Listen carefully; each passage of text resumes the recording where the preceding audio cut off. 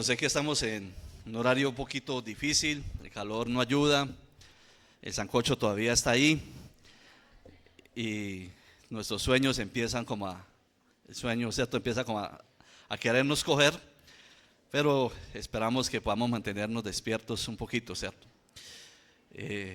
Estos mensajes de la iglesia son bastante fuertes y ojalá que esto también nos haga pensar, decir, no me puedo quedar dormido porque el Señor me está hablando y necesito escuchar la voz del Señor también en medio de todos estos mensajes que no solamente fueron para esta iglesia primariamente, sino también para nosotros hoy. Amén. Vamos a pedir la dirección del Señor para este tiempo. Señor, te pedimos tu ayuda, la dirección de tu Espíritu para que sea Él hablándonos, dirigiéndonos, mostrándonos más acerca, Señor, de esta iglesia, pero también entrando a nuestros corazones, a nuestras mentes, para que también tú hables desde muy adentro de nosotros y que también podamos escuchar la voz de Dios hoy, podamos escuchar su reprimenda, su llamado a atención y lo que tenemos que hacer también. Te lo pedimos en el nombre de Jesús. Amén. La iglesia que nos corresponde estudiar en este momento es la iglesia de Tiatira. Y esta iglesia en particular nos enseña, o podemos ponerle un título, como la iglesia que toleró el pecado. Y Cristo confronta a esta iglesia y la llama a su arrepentimiento. Lo interesante de estas cartas es que no solamente hay una confrontación, sino que hay un llamado al arrepentimiento. Porque Dios es un Dios también de gracia y un Dios de ¿qué? De misericordia. Y no solamente quiere hacernos ver como lo mal que está o que puede estar en la vida de nosotros, sino que también abre una puerta para decirnos, hay una puerta de salida, hay un llamado de Dios también para el arrepentimiento de nosotros. Algo que nos muestra esta iglesia es que los peligros no solamente para la iglesia vienen de afuera. Los peligros de la iglesia no solamente es el mundo, el exterior, sino que también dentro de la iglesia pueden venir peligros cuando nosotros empezamos a tolerar ciertos pecados dentro de nosotros mismos y empezamos como a dejarlos vivir dentro de nosotros mismos, los toleramos, inclusive podemos hasta justificarlos. Y el Señor aquí nos llama a hacernos un examen también en nuestras vidas. Las 7 iglesias de Apocalipsis que estamos estudiando entre el día de hoy y mañana representan iglesias reales del primer siglo, pero también reflejan las fortalezas y las debilidades que han estado presentes en la iglesia a través de todos los tiempos. La iglesia de Tiatira recibe la carta más extensa. Si usted se da cuenta, tiene más versículos que las otras. Y de pronto también severa. Su problema principal no era la persecución externa, no tenían problemas con esto, sino que realmente el problema de ellos era una tolerancia interna al pecado y a la falsa enseñanza que estaba habiendo realmente dentro de esta iglesia. Y una pregunta importante es que debiéramos hacernos: ¿qué sucede cuando una iglesia deja de confrontar aquello que Dios condena? ¿Qué sucede cuando nosotros dejamos realmente de confrontarnos a nosotros mismos lo que Dios condena en su palabra? Empezamos a volvernos ¿qué? Tolerantes. Y vamos a leer, no voy a leer completo porque pronto leo y cuando vuelvo ya me durmieron, entonces vamos a leer versículos por versículos. 2:18 dice: y escribe el ángel de la iglesia, también se puede leer el mensajero. Y escribe el mensajero de la iglesia en Tiatira, el Hijo de Dios, el que tiene ojos como de llama de fuego y pies semejantes al bronce bruñido, dice esto. Aquí nos dice que el Hijo de Dios, que tiene como ojos de llama de ¿qué? De fuego y cuyos pies son semejantes al bronce bruñidos. Pero antes de corregir esta iglesia, el Señor se revela a esta iglesia. Y la forma como lo hace Jesús en cada una de ellas es interesante, porque normalmente la forma como se presenta Jesús en cada una de estas iglesias está relacionado con la necesidad que tiene la iglesia. Y aquí nos dice que Él es el Hijo de Dios. Y es interesante porque es la única parte en Apocalipsis donde Jesús recibe este título. Y se presenta aquí como el Hijo de ¿qué? Como el Hijo de Dios. Hay otros títulos que el Señor también ha utilizado, como por ejemplo el Hijo de ¿qué? Del hombre, que enfatiza su humanidad y su compasión. Pero el Hijo de Dios enfatiza su absoluta autoridad, su deidad, su divinidad. Y es porque en Tiatira también existían falsos dioses. Y algunos creen que allí estaba Zeus, el hijo de Apolos. También estaba el emperador romano que reclamaba sus títulos como divinos. Y frente a estas pretensiones el Señor dice: yo soy el único y verdadero ¿qué? Hijo de Dios. La iglesia debe recordar que su lealtad es exclusivamente al Señor Jesucristo. Y esta presentación tiene mucho que ver, como vamos a ver más adelante, con lo que el Señor les va a llamar la atención realmente a esta iglesia. Cuando obedecer a Cristo cuesta. A veces obedecer a Cristo cuesta porque implica muchas veces pérdidas económicas, pérdidas sociales, pérdidas personales, y debemos confiar que el verdadero Hijo de Dios cuidará de nosotros y poner nuestra confianza que Él estará ahí. Veíamos esta de mañana, decía que su presencia está prometida ¿para qué? Para su pueblo. De aquí yo soy con vosotros ¿qué? Todos los días. Y eso nos debe llenar de mucha fortaleza y de mucha confianza realmente a cada uno de nosotros. También nos dice que Él tiene ojos como llama de ¿qué? De fuego. Estos ojos representan su conocimiento perfecto. Nada escapa realmente de su mirada. El Señor ve tanto en lo público como en lo privado. El Señor ve en lo visible y en lo oculto de cada uno de nosotros. Esta mañana el hermano Aldinever nos citaba el Salmo 139, versículo 1 y 2, que dice: oh Jehová, tú me has examinado y conocido, y tú has conocido mi sentarme y mi levantarme. Es decir, nada puede escapar de la observación del Hijo de Dios. Realmente Él conoce completamente nuestras vidas. Hebreos 4:13 dice: todas las cosas están al descubierto y en dudas ante los ojos de aquel a quien tenemos que dar cuenta. Y eso es parte del título de la conferencia: el Dios que ¿qué? El Dios que me ve. Él nos está observando, Él nos está examinando a cada uno de nosotros y nada puede escapar realmente de su presencia. Nosotros podemos aparentar santidad delante de los hombres, pero no delante del Hijo de Dios, quien realmente nos conoce. Nosotros podemos ocultar pecados a los demás, pero jamás podemos hacerlo a Cristo, porque su mirada atraviesa nuestra máscara religiosa y Él conoce la verdad que hay en la vida de nosotros. También nos dice que Él tiene pies semejantes al bronce ¿qué? Bruñido. Y normalmente el bronce en la Biblia se asocia con juicio. Los sacrificios se ofrecían sobre altares de bronce y los pies de Cristo representan su disposición de ejecutar justicia, porque Él no solamente observa el pecado, sino que también lo juzga. Y el mismo Cristo que salva es el mismo Cristo que juzga.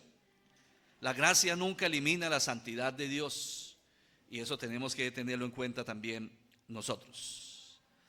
Entonces, decimos que uno de los peligros que tiene la iglesia es que también debe mirar hacia adentro, porque la amenaza puede venir desde adentro y no desde afuera. Puede haber falsa doctrina que se empiece a tolerar. Puede haber pecado permitido que se empiece a tolerar dentro de la iglesia. Falta de disciplina espiritual. Porque cuando una iglesia deja de confrontar el pecado, comienza a comprometer su fidelidad realmente a Cristo. Y esto nos debe llamar realmente la atención a cada uno de nosotros. Dice el versículo 19: yo conozco tus obras y amor y fe y servicio y tu paciencia, y que tus obras postreras son más que las primeras. Para poder entender un poco el contexto de esta iglesia, pues tenemos que entender también la situación que vivía esta iglesia o cómo estaba establecida allí esta iglesia en Tiatira. Una de las cosas que hacía famosa Tiatira, aunque no era una ciudad famosa en su tiempo, ni era una de las grandes ciudades como Éfeso y otras, era una ciudad realmente más bien que no llamaba tal vez mucho la atención, no más por la actividad económica que se manejaba dentro de Tiatira. Tiatira era famosa por sus asociaciones económicas. Las rutas comerciales atravesaban la ciudad y había muchas personas que trabajaban como, esto está preparado para cada 10 minutos para despertarnos, habían tinturerías, habían curtidores, carpinteros, cerámicas, fábricas, no se asusten por favor, comerciantes, y todos estaban asociados en sindicatos, por así decirlo, para que nosotros lo entendamos.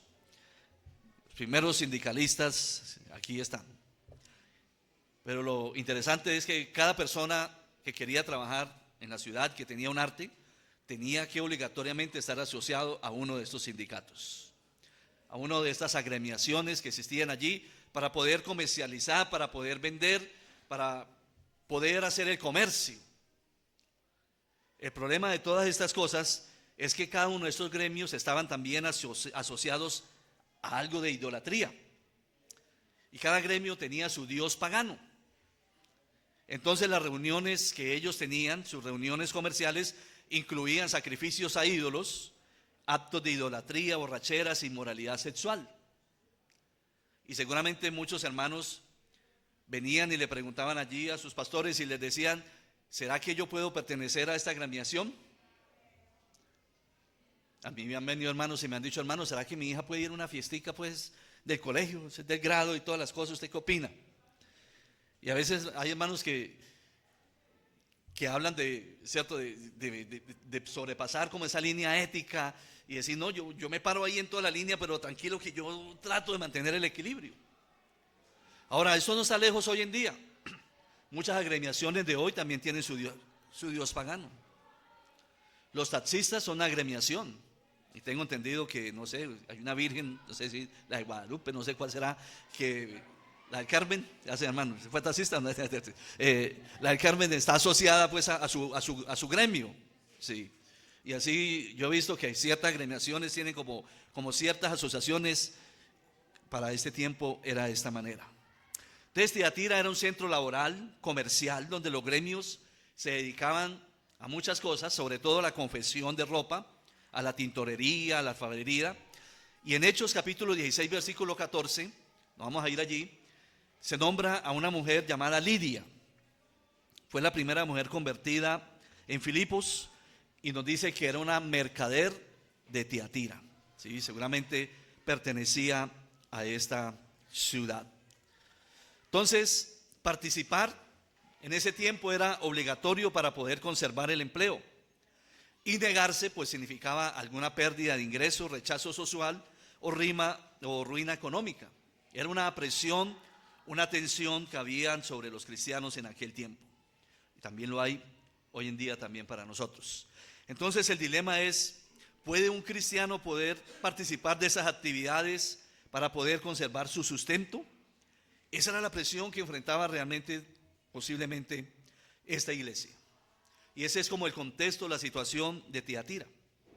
Ahora, volviendo al versículo 19, Cristo reconoce 5 cosas importantes de esta iglesia. Nos dice que esta iglesia tiene amor, se preocupaban unos por otros, servían a los necesitados. También tenía fe, eran constantes, seguían adelante a pesar de las presiones. Dice que tenía servicio, resistían, ayudaban activamente al prójimo y tenían perseverancia, resistían ¿qué? Las dificultades. Y algo muy importante, también dice que las obras recientes son mayores que las primeras. Es decir, esta iglesia estaba en total crecimiento de estas áreas. Y cuando uno mira esta iglesia sin seguir la lectura, uno podría decir: wow, ¿será que nuestras iglesias tienen estas 5 cosas? ¿Será que nuestra iglesia local tiene estas cosas? Amor, tiene fe, tiene servicio, perseverancia. ¿Lo podemos ver en nuestra iglesia? Uno podría decir, bueno, esto puede ser una especie de iglesia modelo. En cierta manera tenían cosas que valen la pena seguir. Y los creyentes de Tiatira fueron felicitados por sus buenas obras. No debemos sentirnos satisfechos cuando nuestra iglesia solamente se regocija en la salvación de sus miembros o de pronto disfruta una adoración conjunta solamente. La Biblia dice que debemos crecer también en amor, en fe y en obras de servicio. A veces nos quedamos contentos ahí, ¿no? Los mismos salvos, pasan 10, 15 años, los mismos, sí, gloria a Dios por esto, cantamos, nos reunimos y todo, pero no tenemos, tal vez no se evidencia el amor, la fe entre nosotros, faltan más obras de servicio, cosas que nos deben hacer pensar que también nuestras iglesias también deben tener esto. Pero sigamos nuestra lectura. Dice el versículo 20, dice, pero tengo unas pocas cosas contra ti, que toleras a esa mujer Jezabel, que se dice profetiza, enseñe y seduzca a mis siervos a fornicar y a comer de cosas sacrificadas a los ídolos. Esta iglesia tenía un problema. Había una mujer que se llamaba ¿cómo? Jezabel. Y esos nombres en la Biblia como malucos de una vez nos transportan aún. Yo pienso que en este momento uno no le pondría Jezabel a un hijo, ¿cierto? Ni Dalila, ¿cierto? Eso suena como nombres como malos. No sabemos si esta mujer se llamaba así o simplemente el Espíritu está utilizando este nombre para transportarnos hacia el pasado, porque en la Biblia, en el Antiguo Testamento, había una mujer llamada ¿qué? Jezabel, una reina muy mala que llevó al pueblo a la idolatría. Y tal vez quiere asociar este nombre del Antiguo Testamento con esta mujer para que veamos lo malo que era. Y esa mujer afirmaba hablar en el nombre de ¿qué? En el nombre de Dios. Decía ser profetisa y decía ser tener un mensaje de parte de Dios. Porque cuando un profeta habla en el nombre de Dios. Y esta mujer decía que lo que ella decía, sus mensajes realmente eran en el nombre de Dios. Y por lo que sabemos entonces enseñaba falsa doctrina. Seguramente justificaba la inmoralidad sexual para que los hermanos pudieran trabajar en estas agremiaciones diciendo no pasa nada, usted puede trabajar, no hay ningún problema. Justificaba la participación en festividades idolátricas y desviaba a los creyentes verdaderos. Es decir, rebajaba totalmente el evangelio y les decía no hay problema con pecar, no hay problema con hacer estas cosas y asociarnos, ya somos salvos. Ya en las otras iglesias estábamos mirando como otras doctrinas que estaban apareciendo, como la doctrina de Balaán, veíamos ahorita anteriormente, la de los nicolaitas y todas estas cosas, y cosas que todavía, si usted lo mira, impera todavía, están por ahí en las iglesias. Cristo dice y le advierte que esa mujer extraviaba también ¿a qué? A mis siervos. Es decir, estaba influyendo inclusive en cristianos genuinos para desviarlos de la verdad. ¿Y cómo operaba esta enseñanza? Pues seguramente como operan muchas enseñanzas, diciendo que tal vez el cuerpo no importa, que lo importante es el espíritu, que se puede pecar físicamente sin afectar tu relación con Dios. Todas estas cosas podría decir tal vez estas mujeres. Los creyentes pensaban y les decía pueden participar en fiestas paganas, pueden cometer inmoralidad, de todas maneras Dios los va a perdonar de todas formas y no hay ningún problema.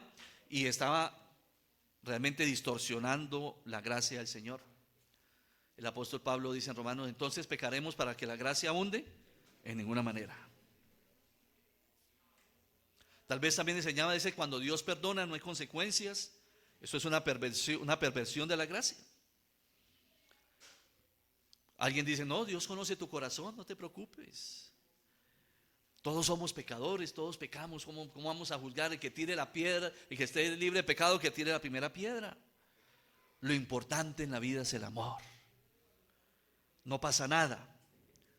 La gracia nunca se puede convertir en una licencia para pecar. Pero seguramente esa mujer enseñaba a pecar. Y la Biblia dice sobre la seriedad de hacer pecar a los pequeños. Dice mejor que se ponga, ¿cierto?, una rueda de molino y se tire al fondo del mar.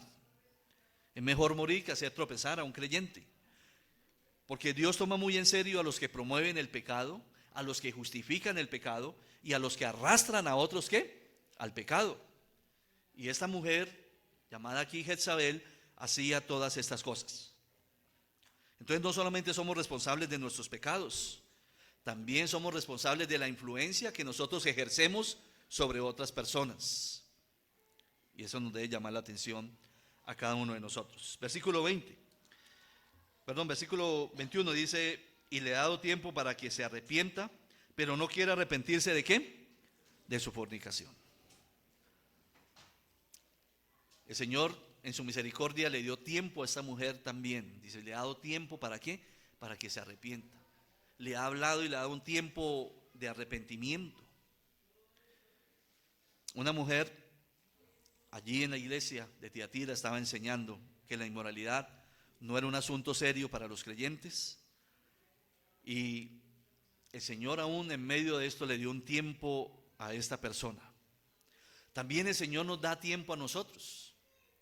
Puede ser que en un momento de descuido podamos ceder al pecado. La Biblia dice: estas cosas os escribo para que ¿qué? Para que no pequéis. Pero si alguno hubiere pecado, abogado tenemos ¿quién? A Jesucristo. El ideal de la vida cristiana es no pecar, pero puede pasar que en un descuido podamos pecar delante del Señor. Pero la Biblia dice: si confesamos nuestros pecados, Él es fiel y justo para perdonar ¿qué? Nuestros pecados. Él nos da tiempo para arrepentirnos. Él nos da tiempo para volver al Señor, a volver nuevamente a Él. El 1 de mayo veíamos un poco sobre la vida de Jonás aquí en nuestro estudio de Emaús. Jonás, el Dios de las segundas oportunidades. Y me llama la atención cómo el Señor manda a Jonás a predicar allí a Nínive, a esta nación, dándole oportunidad ¿para qué? Para el arrepentimiento. Y se arrepiente a pesar de la lucha interna que tuvo Jonás de obedecer al Señor. Pero más adelante en el libro de Nahum hay un juicio contra Nínive que ya no hay nada que hacer. Pero entre Jonás y Habacuc tal vez hayan 150 años de diferencia. Es la misericordia de Dios tan grande para nosotros, hermanos. Dios da un tiempo para el arrepentimiento. Dios da un tiempo para volver a Él. Y tal vez el Señor hoy nos está hablando a cada uno de nosotros, desde los que estamos aquí parados como los que están sentados. Él nos está diciendo o nos está examinando nuestros corazones, pero a la vez también nos está diciendo: le estoy dando un tiempo ¿para qué? Para arrepentirse, para venir realmente al Señor. Y es que aquí podemos hablar del problema del pecado secreto. Uno de los mayores peligros para los creyentes no es el pecado público solamente, sino el pecado privado que nadie ve, el pecado privado que nadie conoce, sino muchas veces nosotros y Dios. Y el hermano nos hablaba hoy acerca de la pornografía, fantasías sexuales, relaciones inapropiadas, conversaciones ocultas, pecados digitales, impurezas del corazón, todo aquello que se alimenta en lo secreto de nuestra vida, y eso termina debilitando nuestra vida espiritual. A veces decimos: pero yo ¿por qué no tengo ganas de leer la Biblia? ¿Por qué no tengo ganas de asistir a la iglesia? ¿Por qué he perdido? Porque muchas veces no nos hemos examinado realmente y nos damos cuenta de que sí hay pecados que están ahí guardados en nuestros corazones. Pecados que los hemos hecho, entre comillas, respetables en nuestras vidas, y que ya no los mortificamos, ya no los matamos. Colosenses 3:5 nos dice: haced morir en vosotros ¿qué? Todo lo terrenal. Al pecado hay que matarlo, hay que mortificarlo. Esa es la expresión del original. Nosotros tenemos que luchar contra eso y arrepentirnos, porque eso nos debilita nuestra vida espiritual. Muchos cristianos intentan correr con cadenas, con culpa, con esclavitud en su vida, con pecados sin confesar, con problemas sin arreglar. Resultado: falta de gozo, falta de poder espiritual, desánimo, dudas acerca de su salvación. No hay una felicidad plena en su cristianismo, en su vida con Dios, porque hemos aprendido a vivir con esos pecados dentro de nosotros mismos y no le hemos visto la gravedad realmente. Y el Señor llama al arrepentimiento. El Señor nos llama a arrepentirnos, y eso lo hemos hablado bastante hoy en estas cartas. Pero quisiera tomar un tiempo para hablar un poco sobre esto. el arrepentimiento. ¿Qué es el arrepentimiento realmente? Cuando el Señor nos llama, hay dos respuestas que puede tener el corazón humano. Uno sería endurecerse. Y tal vez hoy usted escuche el llamado de Dios y su corazón se endurezca y no pasa nada. Y no va a pasar nada. Solamente vino 2 días, se endureció su corazón, no dejó que el Espíritu Santo obrara y no pasa nada. Pasa como el sembrador que sembró allí en esta semilla y que viene el enemigo y la arrebata y su vida sigue mal con Dios. O puede ser que usted decida arrepentirse. Pero ¿qué es arrepentimiento? ¿Qué es arrepentirnos realmente? Y hay 2 palabras con las cuales tenemos que conocer su significado y saber qué es, porque divagamos entre esas 2. Porque a veces estamos confundiendo el remordimiento con el verdadero arrepentimiento. Y muchos confunden el remordimiento entonces con arrepentimiento. Pero hay una gran diferencia entre los 2. Y uno lo puede ver en la vida de Judas y en la vida de Pedro. Ambos pecaron delante del Señor, fallaron. Uno sintió remordimiento, pero otro sintió verdadero ¿qué? Arrepentimiento. Cuando usted y yo sentimos remordimiento, el remordimiento es una obra de nuestra carne, de nuestro yo. Porque es que a nuestro yo y a nuestra carne no le gusta cuando se avergüenza. Entonces nos sentimos remordimiento. Y por eso decimos clásicamente la palabra, ay, lo siento tanto. Es como cuando, yo pongo el ejemplo, cuando usted tiene la uñita del dedo gordo que se le cayó, ¿cierto? Está ahí sufriendo y viene alguien y se le para en esa uña. A usted lo hace ver estrellas, sí, de todo.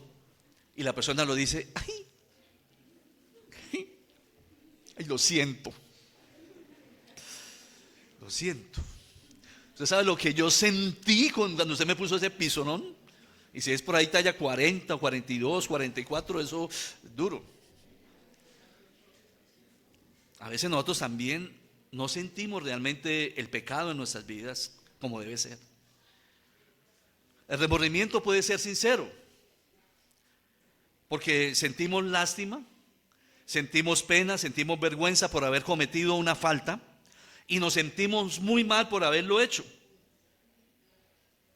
Y esto a veces genera crítica y juicio realmente en nuestras vidas, genera sentimientos de tristeza, puede ser que hasta de enojo. Pero el problema del remordimiento es que tiene pena porque otros están pensando mal de usted. El problema es que usted está diciendo, ay no, y si el fulano y sutano sabe, entonces usted tiene ese un remordimiento porque tiene vergüenza de que otros sepan. Sintió pena de decepcionar a otras personas.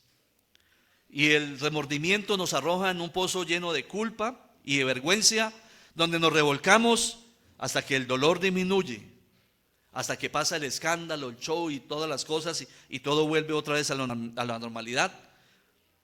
Y luego sentimos fuerzas para seguir adelante, pero seguramente volveremos otra vez al mismo ciclo pecaminoso. Volveremos otra vez a lo mismo, a repetir lo mismo. Y pasa la vida nosotros sintiendo vergüenza y pena por lo que hicimos, pero no hay un verdadero arrepentimiento y vuelve otra vez el ciclo ¿de qué? Del pecado. Y muchas veces muchos cristianos están diciendo, pero yo no sé por qué realmente yo le pido perdón a Dios y todas las cosas, pero sigo en lo mismo. Sigo en el mismo ciclo pecaminoso de mi vida. Porque realmente usted no se ha arrepentido, se ha sentido de remordimientos. Y esos remordimientos no causan un verdadero arrepentimiento. Solamente causan angustia, pero cuando pasa la angustia, entonces vuelve otra vez a lo mismo. Entonces, ¿qué es un verdadero arrepentimiento? Nos han dicho que arrepentimiento es dar la vuelta, es dar un giro de 180 grados. Pero bíblicamente hay 2 aspectos que yo veo muy importantes. En 1 Tesalonicenses 1:9, me gusta esta expresión de la iglesia de Tesalónica.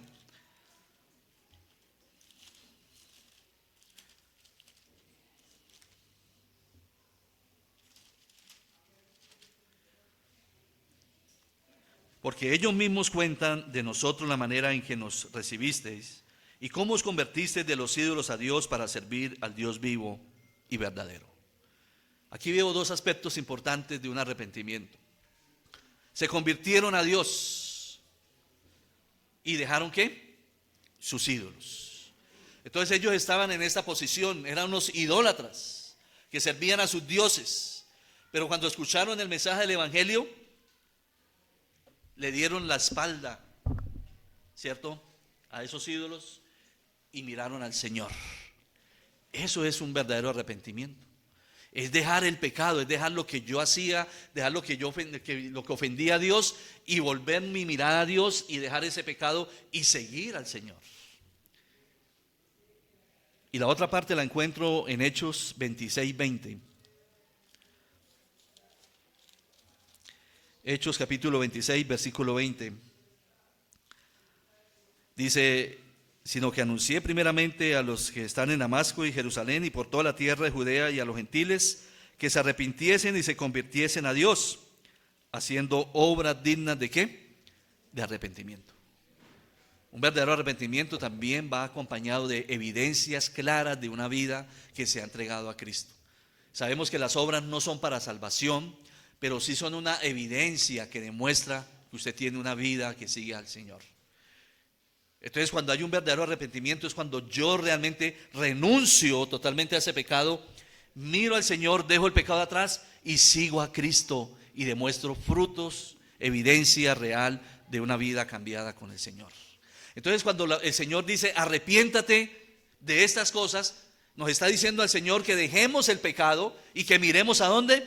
A Él, que nos apartemos de eso que está allí, demos la vuelta para mirar al Señor y sigamos y caminemos con Cristo.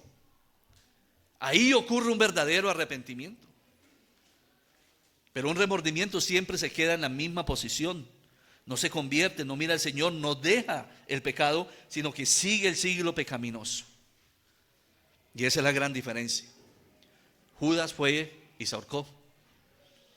Él quiso resarcir la falta pensando que devolviendo el dinero arreglaba el asunto, pero no fue suficiente. Siguió sintiendo vergüenza por lo que había hecho. ¿Y cómo calmó su vergüenza? Entonces, matándose. Un remordimiento que lo llevó a esta situación. Pero Pedro fue diferente. Cuando el Señor le miró, sintió dolor en su corazón por lo que había hecho. Recordó las palabras de Jesús y lloró amargamente. Porque ambos, puede ser, producen dolor, pero solamente uno produce el cambio. Y esto es el verdadero arrepentimiento. Entonces vemos que la iglesia de Tiatira nos recuerda tres verdades fundamentales que hemos visto hasta este momento. Primero, que Cristo es el único verdadero Hijo de Dios. No hay otro Señor digno de adoración sino el Señor Jesucristo. Que Cristo ve todo, porque sus ojos como llama de fuego penetran hasta lo más profundo de nuestro corazón. Y tercero, que Cristo juzga, pero también ofrece misericordia. Antes de ejecutar el juicio, llama al arrepentimiento. Y al Señor también hoy, a cada uno de nosotros, tal vez nos está hablando y nos está llamando a ese verdadero arrepentimiento. Cristo camina en medio de su iglesia, Él conoce sus obras, conoce nuestra fidelidad, pero también conoce nuestros compromisos ocultos. La pregunta no es ¿qué ve la gente en nosotros? La pregunta realmente es ¿qué ve Cristo cuando examina nuestro corazón? Y hoy todavía hay tiempo de arrepentirnos. Hoy todavía hay tiempo para volver en obediencia al Señor, porque Él es un Dios de misericordia. Amén. Después de esto siguen algunas cosas importantes. Dice el versículo 22: he aquí yo la arrojo en cama y en gran tribulación a los que con ella adulteran, si no se arrepienten de las obras que de ella. Y a sus hijos heriré de muerte, y a todas las iglesias sabrán que yo soy el que escudriña la mente y el corazón, y os daré a cada uno según vuestras obras. El Señor dice: ¿qué pasa también si no se arrepienten? Pues también habrá juicio. El Señor dice en Hebreos, también dice capítulo 12, versículo 5 en adelante, dice que Él es un padre amoroso que debe disciplinar ¿qué? A sus hijos. Y el Señor a veces tiene que tomar decisiones difíciles en la vida de nosotros también para corregir nuestra vida. Y eso se llama la disciplina del Padre, la disciplina de Dios para nosotros. Y dice que Él nos reprende, que Él nos castiga y que Él nos azota. Tres medios que Él utiliza para llamar la atención en nuestras vidas. Es decir, Dios tiene que intervenir si nosotros no nos arrepentimos. ¿Y cómo interviene? Pues a través de esas tres formas que habla Hebreos 12:5. A través de una reprensión, como hoy lo puede estar haciendo en medio de nosotros, o a través muchas veces de algo más fuerte, un castigo, algo que nos duela más emocionalmente. Esto es muy parecido como cuando castigamos a nuestros hijos. Nosotros le decimos al muchacho: ojo pues, cambie su conducta porque se va a ganar ahí una pela. Pero él no cambia su conducta, sigue igual. Entonces nos toca apretar. Entonces le quitamos algo, lo mandamos a la pieza 2, 3, 5 horas allá incrustado, sin derecho absolutamente a ningún beneficio de la casa. Cortamos el internet y todas las cosas y lo ponemos a sufrir un poquito allá, que sienta el dolor, a ver si cae en cuenta de lo que está haciendo. Y si no, ¿qué sucede?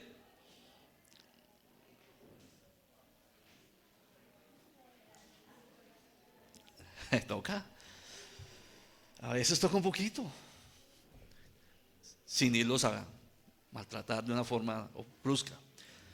Bueno, sé que para esto algunos choca esto porque algunos sienten que no, pero bueno, no han pero el Señor utiliza, dice que azota. Viene más fuerte el castigo para hacernos volver. Y el Señor dice: he decidido tomar asunto sobre esta iglesia si no se arrepiente. Pero también nos dice hoy: he decidido tomar asunto en su vida si no se arrepiente, porque yo soy el Padre que ama a sus hijos. Y el Padre que ama a sus hijos los disciplina, dice el Señor. Él no puede permitir que eso que ve pase por alto. Él no ve las cosas y dice: ay, no, yo no voy a hacer que no veo. Me acuerdo que hace años atrás vino un compañero de un colegio donde yo trabajaba, estaba ofreciendo una mercancía y bueno, yo ahí como por pena le dejé un par de medias, sí, lo más barato que había. Entonces mi esposa tenía pues en el centro de mesa de la sala un muñeco grande, macizo, así fuerte. Tenía una nariz grande. Y tal vez él empacando, tal vez algo quedó ahí debajo del muñeco, y empacando el muñeco jaló y se le cayó el muñeco de la mesa, y seguramente por no dejarlo golpear puso el pie y ese macizo le cayó en el dedo gordo. Yo creo que le quedó así. Usted sabe qué significa esto, ¿no? Chin, chin, chin. ¿Sí le ha pasado alguna vez? Y vio que se le cayó la nariz al muñeco. Él lo acomodó rápidamente y todo. Yo estaba ya buscando las monedas para pagarle, y entonces acomodó rápido el muñeco, lo puso ahí, recogió rapidito todas las cosas, y cuando él alzó la mirada, estaba el hijo mío, que tenía 3 años en ese entonces, parado mirándolo, sin ninguna palabra, sin decir absolutamente nada, y lo miró fijamente. Yo llegué, pagué los 4,000 pesos, valían las medias. Él me dijo: hasta luego, profe, hasta luego, me tengo que ir, y se fue. Yo ni cuenta me di del muñeco, ni nada, ni Julito me dijo nada, ni esas cosas. Pero las mujeres, como si tienen buena mirada, mi esposa llegó y apenas dijo: ¿quién dañó el muñeco? Y como típico, sin hablar más de las mujeres, me regañó a mí, regañó a Julito, regañó a todos los de la casa. Y ninguno sabíamos quién había dañado el juguete, pero todos nos llevamos el regaño, por si las moscas. Bueno, ella aún así de querida, ¿no? Al otro día fui a trabajar y claro, él ya estaba acusado dentro de él mismo. Dijo: no, le tuvo que haber contado que fui yo. Profe, qué pena con usted, hermano. Yo no sabía de qué me estaba hablando.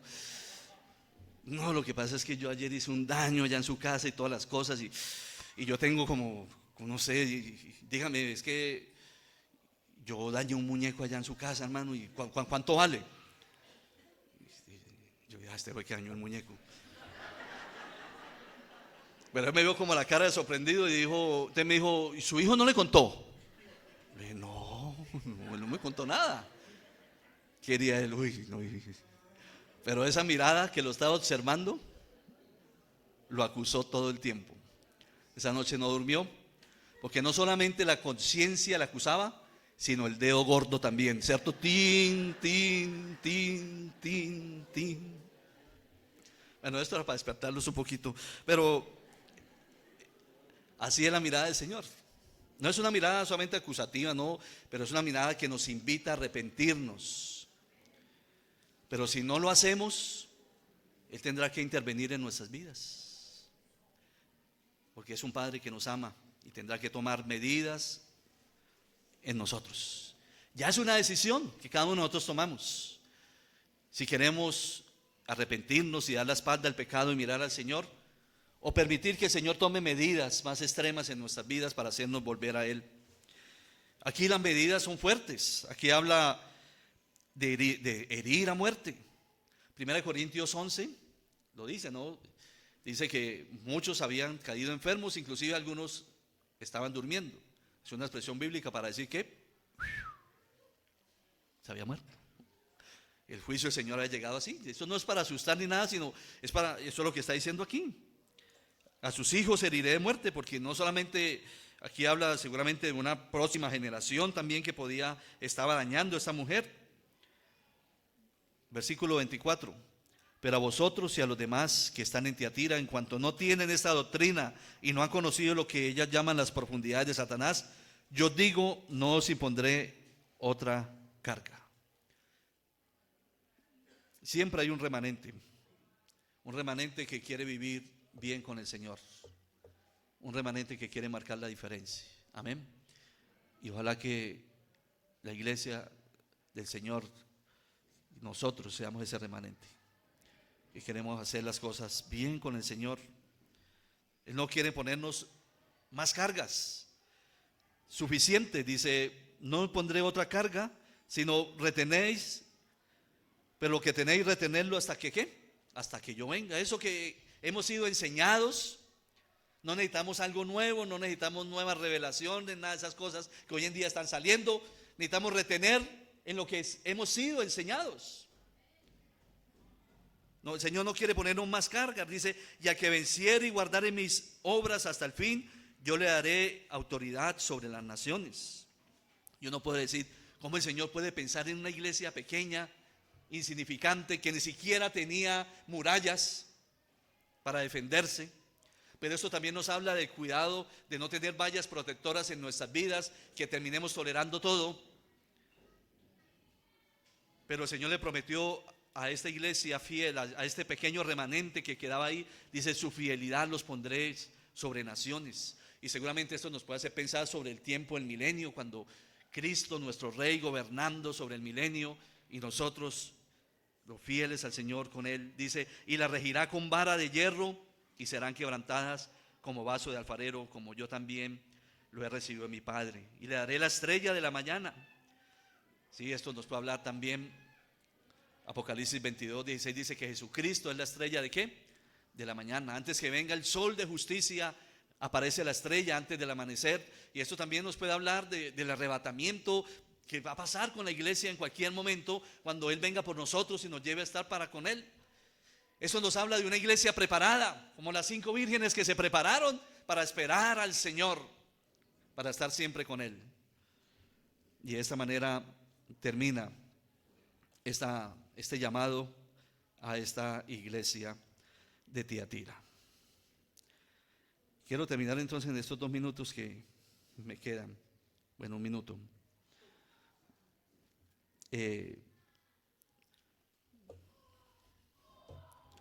Recordando, mi papá era un poco poeta y a él le gustaba terminar los sermones con una poesía. No es que esté siguiendo todos sus pasos, pero quiero terminar así como una forma de reflexión. Pues no es exactamente más que una poesía, de pronto es como un monólogo sobre lo que vimos hoy, ¿sí? Entonces dice, hermanos, después de recorrer toda esta carta de la iglesia de Tiatira, hay una verdad que resplandece por encima de todas las demás, que Cristo busca una iglesia santa, fiel y perseverante en medio de un mundo corrupto. Tiatira era una iglesia llena de buenas obras, tenía amor, tenía servicio, tenía fe y perseverancia. pero había un problema grave. Estaban tolerando aquello que Cristo condenaba. Y mientras seguían haciendo muchas cosas buenas, permitieron que la falsa enseñanza infiltrara la iglesia y desviara a muchos hacia la inmoralidad y la idolatría. Y aquí encontramos una advertencia para nosotros. No basta con ser una iglesia activa, no basta con tener ministerios, programas o actividades. La pregunta es, ¿somos fieles a la verdad de Dios? Porque una iglesia puede estar ocupada y al mismo tiempo comprometiendo la santidad. Cristo nos recordó que sus ojos son como llama de fuego. Él ve lo que nadie ve. Ve los corazones, ve las motivaciones, ve aquello que toleramos en secreto. Y aunque su juicio es real y solemne, también vimos su extraordinaria misericordia. A Jezabel le dio tiempo para arrepentirse, porque nuestro Dios es un Dios paciente, llamando a pecadores al arrepentimiento antes de que llegue el juicio. Pero en medio de una iglesia comprometida había un remanente. Siempre hay un remanente, siempre hay hombres y mujeres que deciden mantenerse firmes cuando otros se dejan arrastrar por la corriente. Y a ellos Cristo les dijo: no les impondré otra carga, retened lo que tenéis hasta que yo venga. Qué palabra tan necesaria para nuestros días. No necesitamos nuevas revelaciones, no necesitamos secretos espirituales ocultos, no necesitamos las supuestas profundidades que el mundo y algunos falsos maestros ofrecen. Todo lo que necesitamos está en Cristo. En Él están escondidos todos los tesoros de la sabiduría y el conocimiento. Por eso el llamado no es a buscar algo nuevo. El llamado es a retener lo que ya hemos recibido.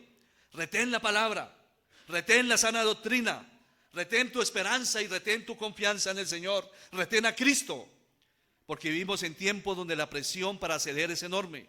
El mundo nos dice que negociemos la verdad. La cultura nos pide que llamemos a lo bueno malo. Y aún dentro de muchas iglesias se promueve una gracia sin santidad y una fe sin obediencia. Pero Cristo sigue diciendo: retened lo que tenéis hasta que yo venga. Y cuando hacerlo parezca difícil, cuando parezca que los poderes del mal están ganando, y cuando parezca que la verdad está siendo eclipsada por la mentira, debemos recordar las promesas que Cristo hizo a los vencedores. Él prometió que un día reinaremos con Él. Hoy luchamos contra la carne, mañana gobernaremos con Cristo. Hoy somos rechazados, mañana seremos honrados con Cristo. Hoy somos minoría, pero mañana compartiremos su reino eterno. Y por encima de todo, Cristo promete algo más glorioso: le daré el lucero de la mañana. La recompensa final no es simplemente un lugar en el reino. La recompensa final es Cristo mismo. Él es el lucero de la mañana. Él es la luz que vence las tinieblas. Él es la esperanza que anuncia el amanecer después de la noche más oscura. Él es nuestra promesa de resurrección. Él es el Rey soberano que un día pondrá fin a la injusticia, y Él es el tesoro supremo de nuestras almas. Así que al terminar esta carta, la pregunta no es qué hicieron los creyentes de Tiatira. La pregunta hoy es: ¿qué haremos nosotros? ¿Toleramos aquello que Cristo condena? ¿Nos acomodaremos al espíritu de este siglo? ¿O permaneceremos a la verdad, cueste lo que cueste? Que cuando Cristo venga nos encuentre aferrados a su palabra, a su verdad y aferrados a Él. Entonces podremos escuchar la voz decir: buen siervo, bueno y fiel. Hasta ese día, iglesia, mantengámonos firmes, porque la noche está avanzada, el amanecer está cerca, y el lucero de la mañana pronto aparecerá. El que tiene oído para oír, oiga lo que el Espíritu dice a las iglesias. Amén.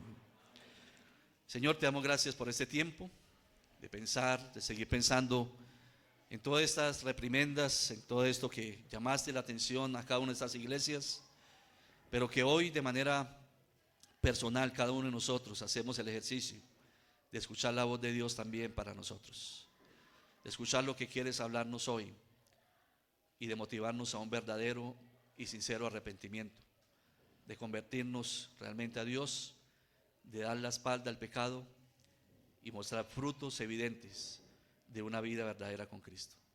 Señor, ayúdanos a ser ese remanente fiel. Te lo pedimos en el nombre de Jesús. Amén.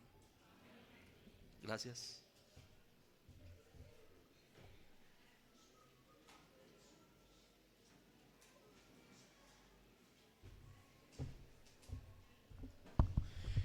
Hermanos, tendremos un pequeño descanso hasta las 13:50.